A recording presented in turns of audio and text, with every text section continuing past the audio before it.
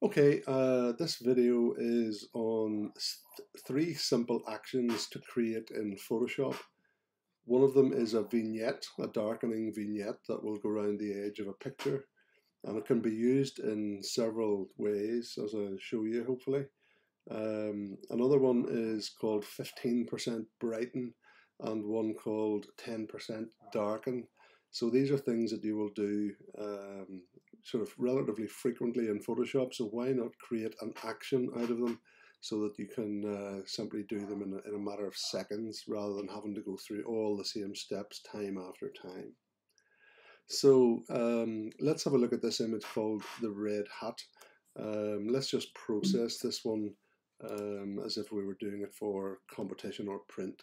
So Command J for a duplicate layer. Command 1 gets me in at 100%, and I'm just going to zoom in a bit further. So I'm just going to deal with any skin blemishes first. I'm going to do this with the spot healing tool, and I'm using the Wacom pressure sensitive pen, so I can make a big brush, but just through the use of pressure make it whatever size I want, just to deal with any little blemishes. This model is Amber and her skin is very good, so there's actually very little that we have to do here. There is a little hair on the hat that we need to deal with.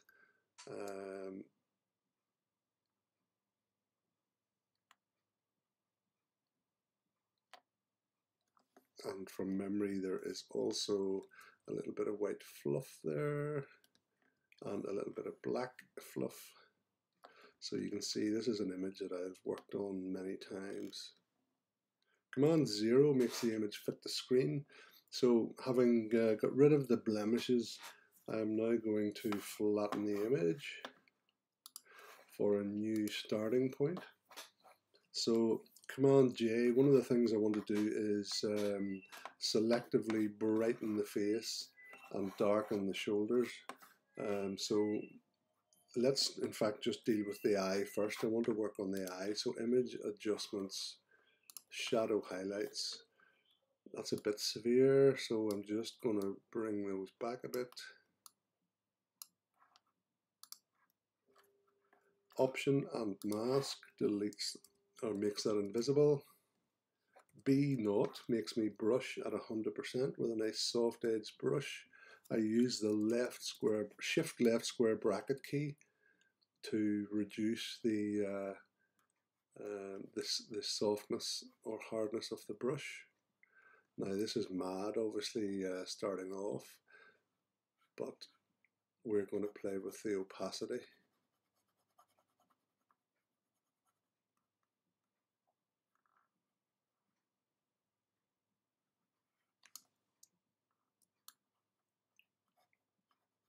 So rather than coming over here and wanging the opacity slider, I just simply go say V3 in this case, and that's now 30% visible. Possibly needs 4 for 40%, 5 for 50. We'll go 4 for 40 for the moment. I think we might have to revisit the eye. So actions.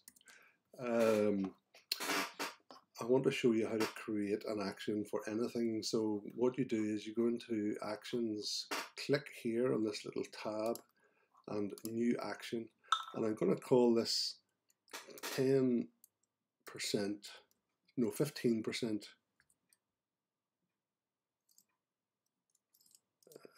brighten,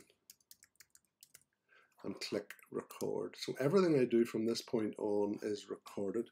So Command J for a duplicate layer, image adjustments curves.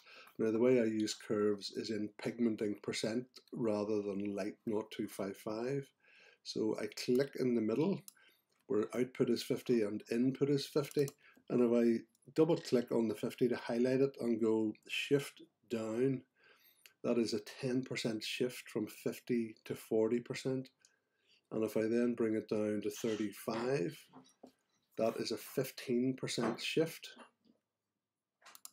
And I can now just simply go option and mask to black it out. And now I can click on stop to stop recording that action. So if we just drag that to the bin, I can now just click on 15% brighten and press play, and there we go. In a split second we've got a duplicate layer with a black mask, and underneath the black mask is that level of brightness. So if I want to brighten the face now, I just go B3 to brighten it with a 30% brush. If I wanted to paint more, obviously I just go say B7 to paint at 70%.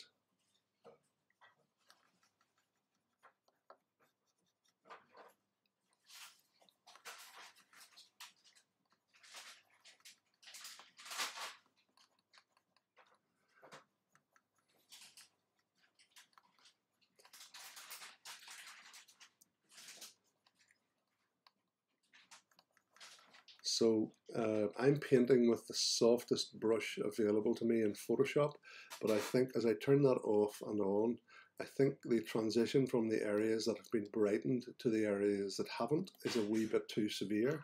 If I alt click on the mask, there's where I've drawn, and you can see it's quite an abrupt shift even with a soft brush from the areas that are affected to the areas that are not. Just make that brighter in the middle. So what you can do is blur the mask, filter blur, Gaussian blur, and I'm going to go in here. Well, there's the effect of a 200 blur. Let's have a look what that does. And I might just blur that by a wee bit more. So filter blur, Gaussian blur, and we'll blur it by 100 this time.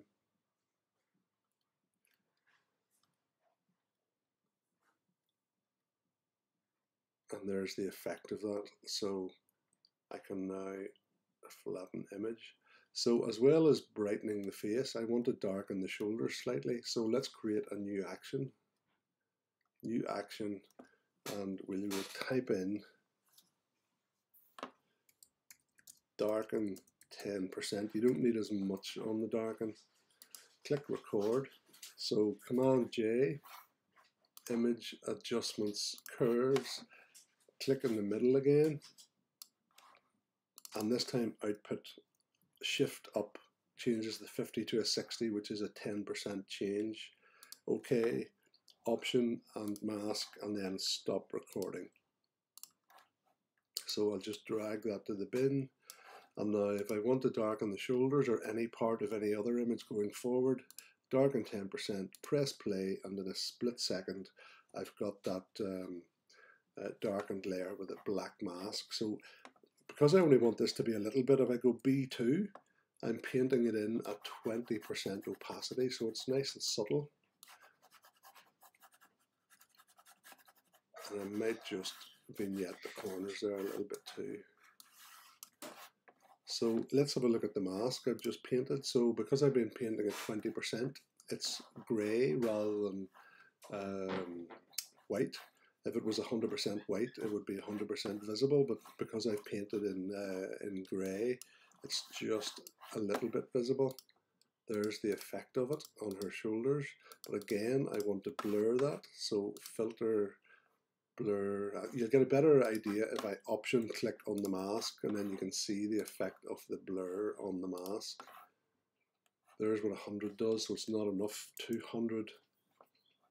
And that's nice and subtle, and I might just again blur it at 100. And there's the effect of that. And if it's too much, you can just go V7 and take a third off. And a flatten image. So those two actions you can use on any image going forward where you want to selectively brighten or darken parts of an image. You just simply say, oh, I want to brighten part of an image.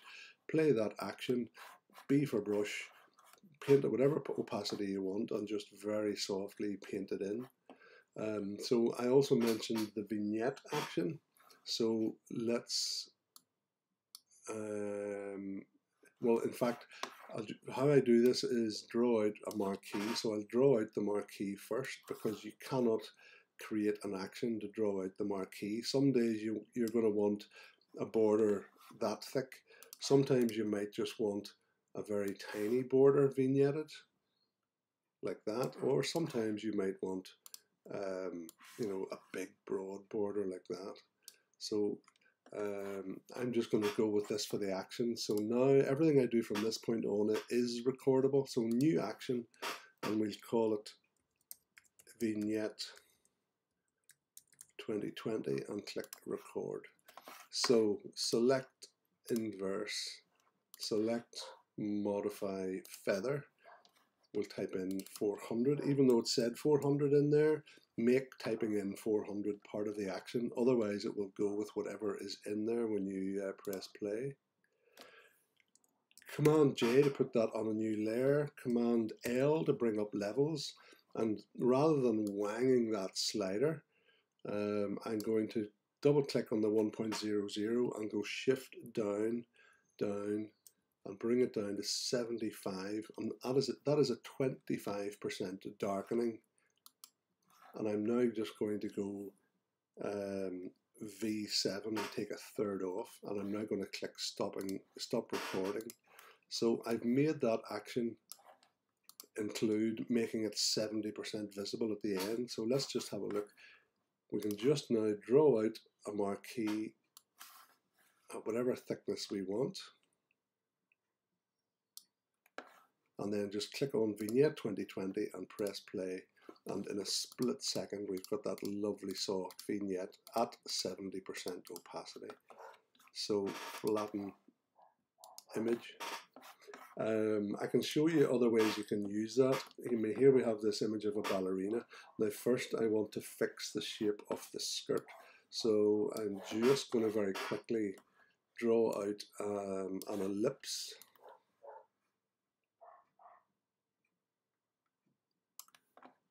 Let's just see, I don't want to affect the arms.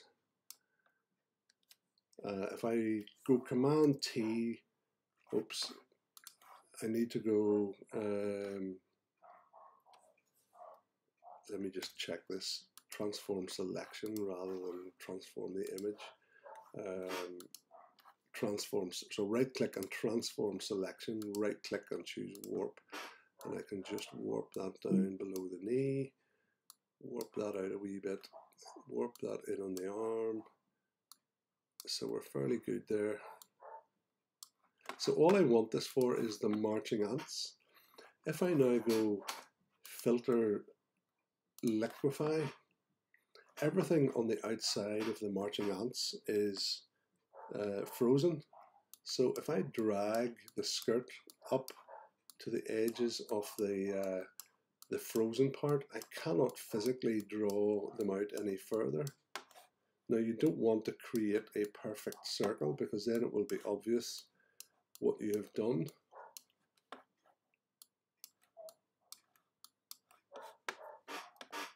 So as I said, I don't want to affect the arm, so I'm just being careful there on the arm. So click OK, Command D to deselect, and there's how we have fixed the shape of the skirt. So I'm now going to flatten the image. So the floor needs darkened, so I'm going to show you how you can use that vignette action that we just made in order to selectively darken parts of the image. It doesn't just have to be used for a vignette. So if I take the circular marquee tool and draw it out like that so that I get a nice sort of curved edge on the floor. So everything on the outside of where you select your marquee is going to be darkened. So that's this bit. So if I just now play Vignette 2020, there is a lovely subtle darkening of the floor, and it's at 70%. If you want more, just go V0 and there's 100%. If you want less, now hit 5 and there's 50%. So matter of taste, I'm just going to go with the 70% and flatten image. If I now want to do another vignette, a proper vignette, again, I'm not limited to just the rectangular marquee tool because I didn't make that part of the action. It's everything on the outside of whatever selection you make is darkened. So press play, and there we go. Now at 70%, that's too much, but I can just go V4, and there's 40%. Flatten image. So we have very quickly gone, if I go into the history section and take a snapshot, we have very quickly gone from that to that. Simple. Here I have this image, which is a texture on top of a picture of Ayla on the grey chair. If I just change the blend mode to soft light, that is what I get. I can be clever. At the moment, obviously, you've got a floor and you've got a back wall, but the texture doesn't follow that perspective. But I can change the perspective using the rectangular marquee tool.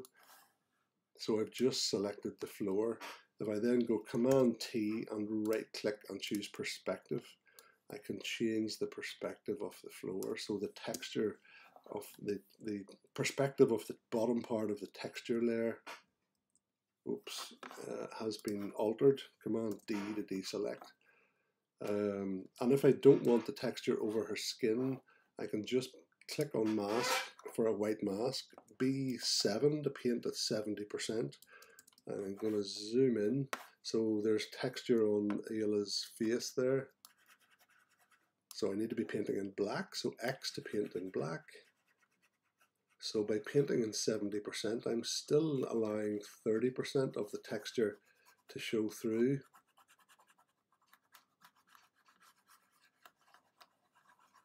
Just bring back some of the warmth in Ayla's hair. And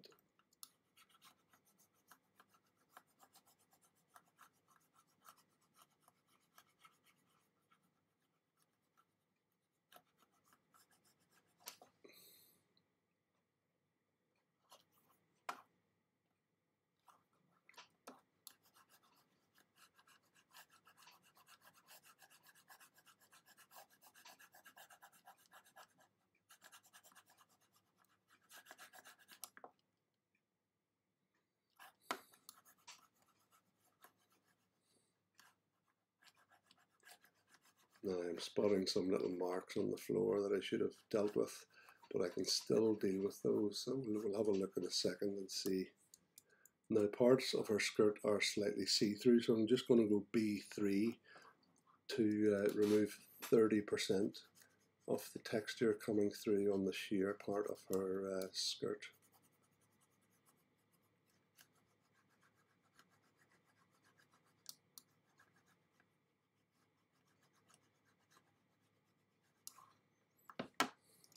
And I'll just go 2 for 20%, just to remove 20% on this bottom part. Maybe paint a wee bit more on that.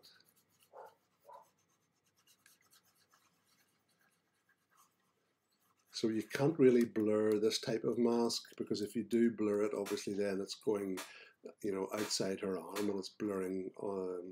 It's having an effect on the visibility of the texture over the background. So let's have a look at our mask option and click on the mask so you can see. What was I doing? 70% there. Any little bits I've missed. So it doesn't have to be perfect, it's the effect of it. So you can see the effect of the mask by shift clicking on it. So I've removed the texture from her skin. So I'm just now going to flatten that image. And now I'm just going to use that vignette action again, but I'm now just going to use it by very roughly drawing around the subject, rather than using an elliptical marquee or a rectangular marquee. So having drawn out very roughly, if I play the action, everything on the outside of my selection is going to be vignetted or darkened. So press play, and there we go. That's at 70%, V5, 50%. And flatten image. And let's have a look at the floor just to see if we have any problems that we should have dealt with. So yeah, I would have probably dealt with those. So I can deal with those. Command J for a duplicate layer. Clicking on the spot healing brush again. And again, I say I'm using the Wacom pen now. I've been using Lockdown to try and improve my skills with the pen. I love using this healing brush with it because it's pressure sensitive. So any little bits, if I was using the mouse, I would have to make the size of the brush the same size as the blemish that I want to deal with, but I can just do it with pressure sensitivity using the pen. So Command 0 to make it fit the screen. I'll just bring it down another fraction, and having got rid of those blemishes, I will just flatten image, and I would finish this off by doing Command J, filter, next software, Color FX Pro,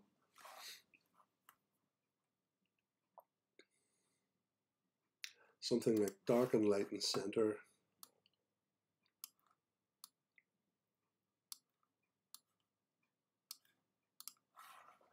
Place the center, click OK, and we've gone from that to that. V67 takes 33% off.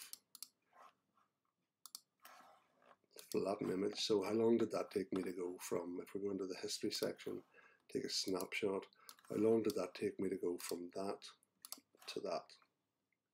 So those actions do go ahead and create those three actions: 15% brighten, 10% darken, and vignette.